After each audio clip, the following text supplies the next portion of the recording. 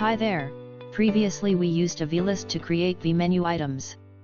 In part 7, we create navDrawer items using a vlist also. Just like the menu, the drawer items are linked to pages via the router. We have already discussed how to create different pages for the app.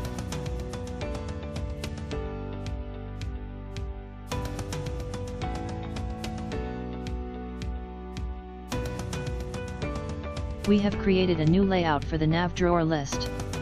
For each item on the list, an icon and the title will be shown.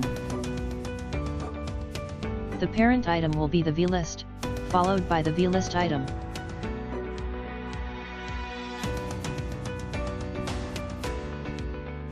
Inside the vlist item, we have a vlist item action which has a V icon.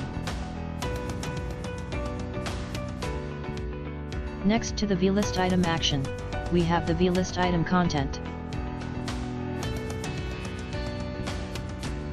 Inside the vlist item content, we have the vlist item title.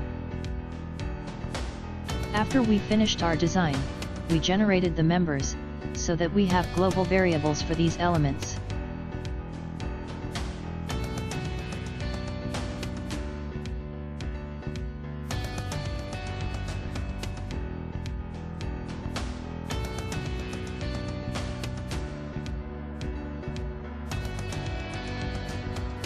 We then load our new layout to the placeholder, and then append the contents of the placeholder to the navDrawer. Each of the vlist item elements will be derived from a list of links.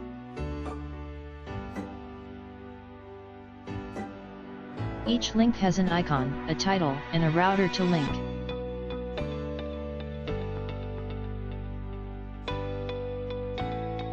We use the v-for directive to loop through the links saved on the state. We indicate the router to the active class. We indicate that the text should be white by applying a class to it. We then bind the elements to the Vuetify instance and then append the contents of the placeholder to the navDrawer. So, for each item in the links, we bind, using a colon, the title, the icon, the router to link. This means when each item in the drawer is selected, the app should navigate to that page. If you recall, when we were creating the button menu for the V-app bar, we followed the same approach.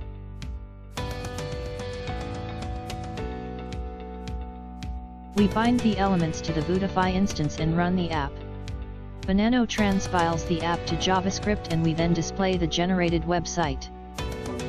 Each time we select a drawer item, the app navigates to that page using the router.